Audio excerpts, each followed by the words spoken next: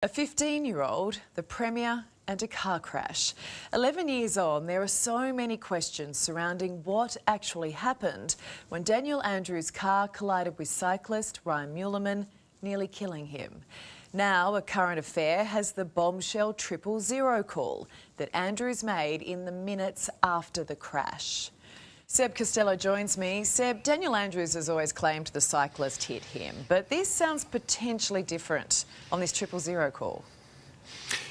Ellie, this incident has been talked about now for more than a decade, and tonight we get fresh insights into the events of the day. This took place on the afternoon of January 7, 2013, and over the years, Daniel Andrews has repeatedly claimed the boy on the bike hit his car. This is a police statement Dan Andrews made in the weeks after the crash back in 2013. And I read from it. It says in the statement, Dan Andrews, "I want to make it clear, the cyclist hit our vehicle."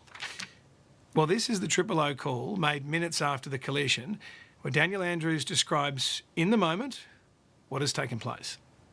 What address, please? On the corner of Ridley Street, Ridley. Yes. And Melbourne Road, Blairgowrie. Okay, and what's the problem there? Tell me exactly what happened. We've turned right into Ridley Street and a kid's come flying through on the bike path. Yep. And we've hit him. Okay. He's on the ground.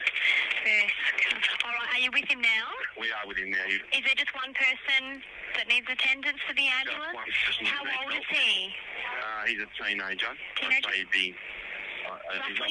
he'd be 15. We hit him. We just heard that there on the call. Yes, we did, Ali. And that's what the boy has always claimed happened, but Mr. Andrews has never said anything like this since the incident. He has always claimed the bike hit the car carrying Kath and Dan Andrews. And Seb, there are other details in this 000 call that raise further questions as to where was Dan Andrews when he made the call and how long was it after the crash? Well, Ellie, my understanding is that witnesses heard the crash at about 1:02 p.m. The 000 call was then logged at 1:07, and I'll play some more of it now. You'll hear Mr. Andrews asked a lot of questions about what is going on at the time of this call. Was someone else on the phone to the ambulance, maybe? I don't think so. Oh, okay. My wife might be, but Oh, no worries. We've just had a job pop in for Ridley Street, Blairgowrie, for a similar thing, for a bike versus car. So I'd say it's the same job. Now, so you're with him at the moment, obviously? I'm just about 10 metres away trying to get a mobile phone signal. No worries. And sorry, how old did you say he was? I reckon he's 15. 15. And is he conscious? He's conscious, but he's in a lot of pain. Right. And is he breathing? He's breathing, yes. Does he appear to be completely awake? I can't answer. I think he's a little bit groggy. No, that's fine. And is there any obvious injuries? Not that I can see. No worries. Is there any serious bleeding? I don't believe so. No worries. Is he complaining of pain anywhere? He's in a lot of pain. Where is he complaining of pain? I'm not sure. Oh, you're not sure. No worries. So hang on, if he's 10 metres away, why doesn't he know if the boy is bleeding or if his wife's also calling 000?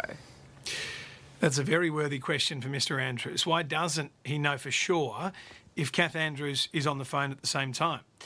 They were travelling together. Why would they both make 000 calls at the very same moment? And 10 metres seems close enough to see and hear what's going on and what other people are up to. Never mind, Mr. Andrews says in this statement that he walked back towards Melbourne Road to make the call, which is a busy road on the Morning to Peninsula, 80 k's per hour speed limit, particularly in January, holiday season. And yet there's no traffic noise on this 000 tape. Just raises more questions. So, Seb, Dan and Kath Andrews have been asked to hand over their phone records, but that would potentially fill in some holes. That would certainly help complete the picture, Ali. Mr. Andrews did agree to hand the phone records over, but we haven't seen them yet. More than 10 years since this collision, and we're still waiting. We know a few things. We know Kath Andrews wasn't breath tested on the day, and we also know that Ryan Muleman's family won't stop seeking answers here. Thanks, Seb. It's a lot to take in, and we have to remember at the centre of it, a teenage boy, Ryan Muleman. He was 15 at the time of the crash, and his father, Peter, joins me. Peter, you want this 000 call out there. Why? I think every Australian deserves to hear what that 000 call is all about. Up until now, it had never been disclosed. So now, with all Australians being able to hear it, that transparency is there and they'll be able to make something of a judgment for themselves. What did you think when you first heard the 000 call? It was disturbing. It was chilling. As the father of the boy in that accident, it paints the picture. We relive it just about every day, and it vindicates my son's version of events, that with Andrews admitting on that call that we hit the boy, as opposed to my son hitting the car. And that's it. It is different to what he said previously. We're yet to see his phone records from that day, and I guess the problem Dan Andrews has now, it casts doubt on his version of events. I know what has occurred on that day, and the facts that we've brought forward and the evidence that we've produced are painting a clearer picture of that, and they're certainly contradictory to what he said in that phone call. Because, Peter, what I think is often missed in all of this is your poor son Ryan, the victim. I mean, he was just a kid at the time and he is still struggling. Yeah, it's been a long road for my son, and he is still recovering from that, both mentally and a little bit physically. But yeah, he was 15 at the time. Here we are 10 years down the track. We're trying desperately to give him an opportunity to get a life back. Can you just remind us of what his injuries were and what that recovery looked like? He lost his spleen on the day. He had some rib damage and some lung damage. He was airlifted to hospital and there was some doubt as to whether or not he would make it. But what does Ryan say happened that day?